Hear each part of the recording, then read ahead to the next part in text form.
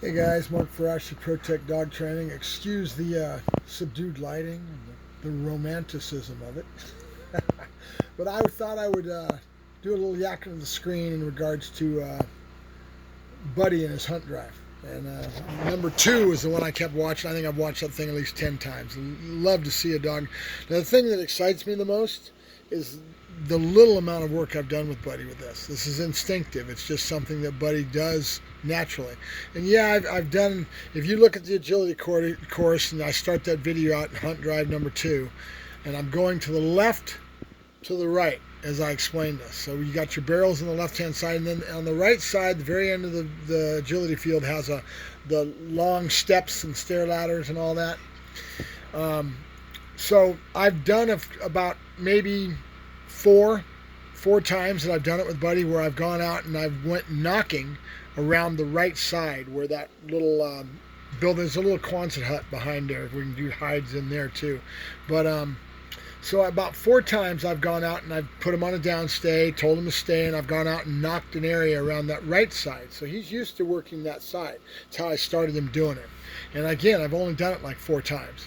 And I go out and then knock, and then I hide the ball. And he got really used to it real quick, you know. And so that's been our game. And like I said, 3 or 4 times. I haven't done it more than that. So I left him on that downstay on his little table, and went out and knocked all the way around from left to right, all the way back to the very end of that. So logically, with a dog that's smart and intelligent, he would normally come out and he would start and he would go to the right. But since I had already done it before, and it was to the left, he right away went right to that. It was kind of cool. And he was using his brain. He's going, okay, if it was there once, I'm going to find it again. Then he went right into a natural lope and just friggin' amazed me, because again, how little time this dog has done this, you know. What have I done to imprint this behavior? So little, it's not even funny, you know. And but he did a good job at his downstay and stayed the whole time when I'm doing it. This is a dog that I've been working with since he's a baby. I've taught Buddy how to learn, right? And so he understands. We have a good communication baseboard, and that's his home field, all right? So but the other thing that I really liked was when he did get to the door and he took his piss. You're not going to correct a dog when he's doing scent work most of the time, and no harm, no foul. I knew he was still in drive.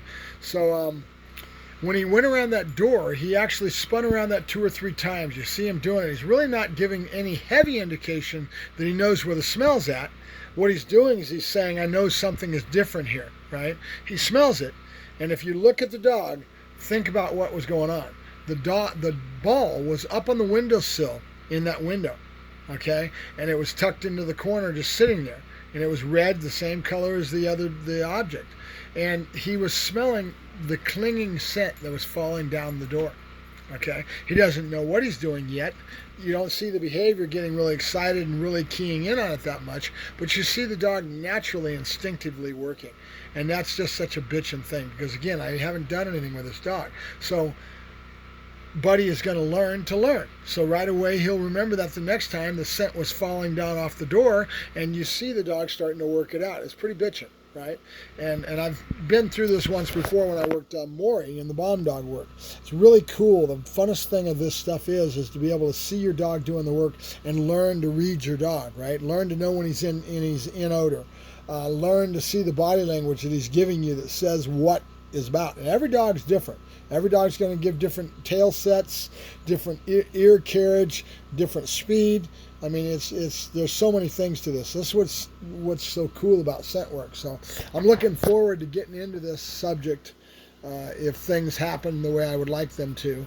I'm working on it now, but there may be some changes coming up in life, and if it happens the way I'd like it to, I'm going to learn an awful lot, you know, and be very fast at it. When I've got a good dog like Buddy, I'm really happy. So he's going to be a damn good one. I'm going to play with this and get him going. I can't really imprint him with any scent, so because you don't know who's going to be using him for what. They could want him for drug dog, bomb dog, you know, who knows. You know, maybe even a cadaver dog. I can't imagine him being a cadaver dog, but you never know, you know. So the main thing is to imprint him, get him hunting, and get him to understand some certain things. I could do it with the ball, and then all you have to do is pair the scent with whatever the ball is, you know, a tennis ball, and then boom, it gets paired to the other scent, and you're off and running. The main thing is that the dog has the drive and the want to do the job, right? So, very cool. I was very happy with that. Tomorrow I am going to send him. Today what I did is I put him on a downstay, and he was watching me walk that whole course, knocking on each object. And you're just basically, you're knocking. You bend down, you make a show of it, and you give him a knock where he's kind of blocked by the object where he can't see it. So I was on the outside of that whole run. So, and you're just playing on his natural instincts. Will the dog do it or not? And the dog did great. I loved it. So tomorrow what we're going to do is I'm going to put him inside the equipment shed, We have crates in there that we hold our dogs in. So I'm going to put him in one of the crates, and I'm going to entice him a little bit and throw the ball up and get him excited. And then I'm going to walk out and go do my walk around, and I'm going to try to knock so he hears it, right? If he can hear it from where he's at, but he probably will. Dogs are smart. They got good hearing. So, and then I will come out with that much of an incentive. So he'll be colder than he was. Hot was where he was down, and he was watching me do the whole walk. Now I'm not going to do that whole thing. I'm going to go out and I'm going to leave him inside. He can't see, but he'll be able to hear. And I'll do a little, then I'll bring him out, get him excited, cue him into it, and tell him to go find it and see how he does. And I predict the dog's going to be right on it, right? So now he's learning to work on his home field with a few challenges, right? His drive will come up and he'll go through it. You see Hans Peg do this stuff with his little room that he's got with his puppies, and the puppies are amazing, right? That's all instinctive. And so Buddy's not doing anything that's not instinctive to a Dutch Shepherd, right? And he's got some damn good genetics, so it's there. I've just never really started out a dog wanting to do scent work and doing that from a young age, and I'd probably do it the same way that Hans Peg's. He's doing a brass pipe, and they let them, because there's a couple scenarios in KNVP that they're obviously doing the find the object and that kind of thing. So it's within the spectrum of how they imprint their dogs for the sport of KNVP, if you call it a sport, or call it a certification, whichever one you want to call it. So I'll let you guys go. I thank you very much, and I know my little camera view was a little interesting and strange tonight. So, but it is what it is. I'll talk to you guys later. Have a good night. Bye-bye.